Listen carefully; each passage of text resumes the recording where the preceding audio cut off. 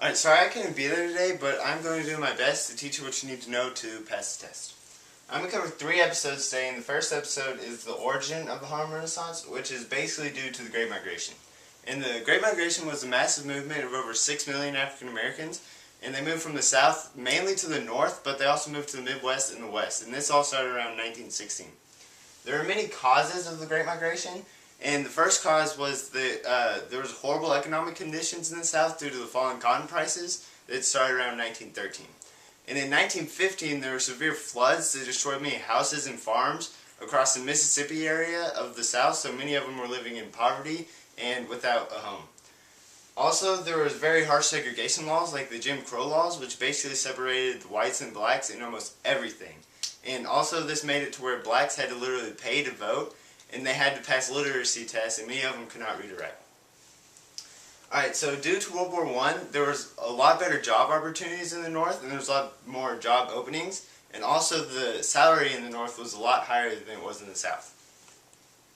So once this new African American concentration began to develop in Harlem, this is when there was a distinct cultural shift which led to the Harlem Renaissance. The second episode that I'm going to cover today is the new literary styles that were created due to the Harlem Renaissance. Alright, so as the Harlem blossomed into a new cultural destination for many African Americans, many young writers thrived here, producing many novels and basically attaining jobs writing editorials for magazines and newspapers. There are many prominent African American writers in this period, and the first one we're going to talk about is Langston Hughes. And he was an accomplished poet, author, journalist, historian, and public speaker. Hughes is most famous for his poetry, even though he did contribute to several new forms of literature and nonfiction through his long career. And he was one of the first African Americans to earn a living solely based on his writing. Here's a picture of him writing a story. Alright, the second person that we're going to talk about is Jessie Redmond Fawcett, and she was an editor, poet, essayist, and novelist. And Fawcett is widely considered amongst the most respected women throughout the Harlem Renaissance.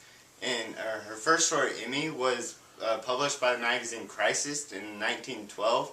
And after her story was published, she was offered a job there, which she accepted. And through this, she aided many of her contemporaries. And here's a picture of her. The third person we're going to talk about is Zora Neale Hurston, and she was a writer and a folklorist.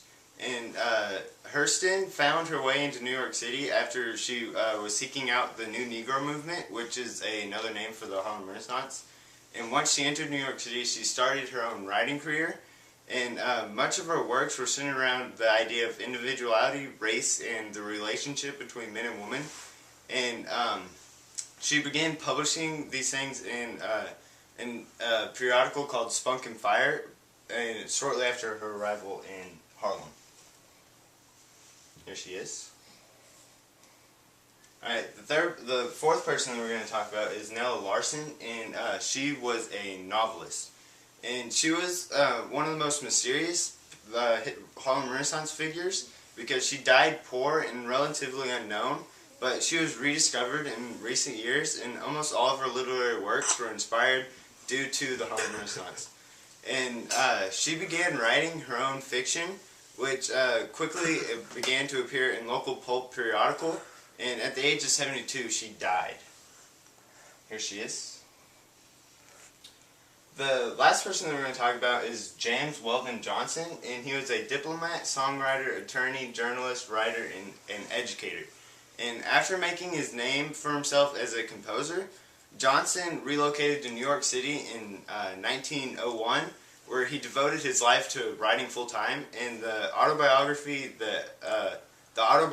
an ex-colored man is argued to be one of the most critical and central texts of the Harlem Renaissance. And this is one of the most really important novels that came out of this period.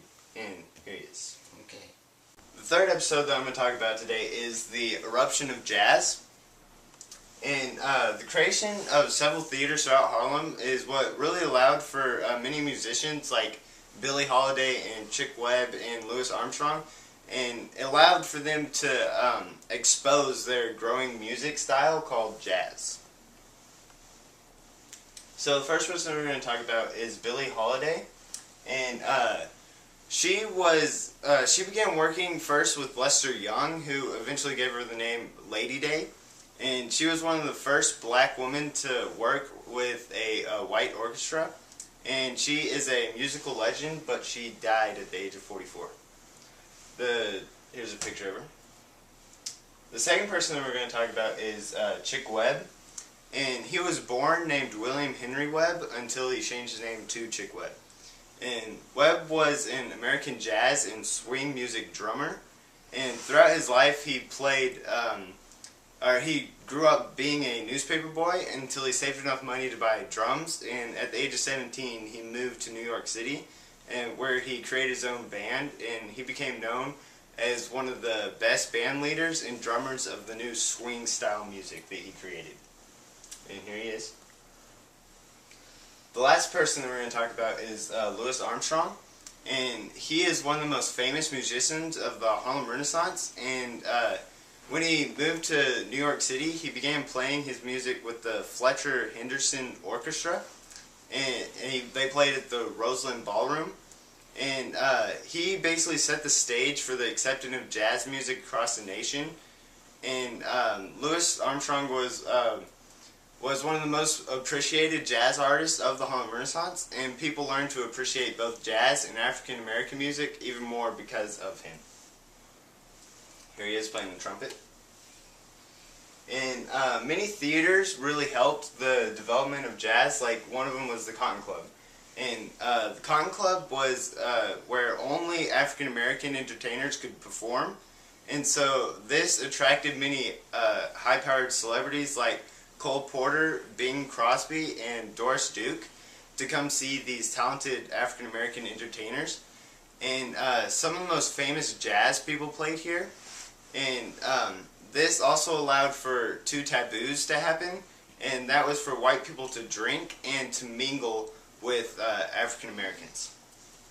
And here is a picture of the Cotton Club, and this ends my episodes.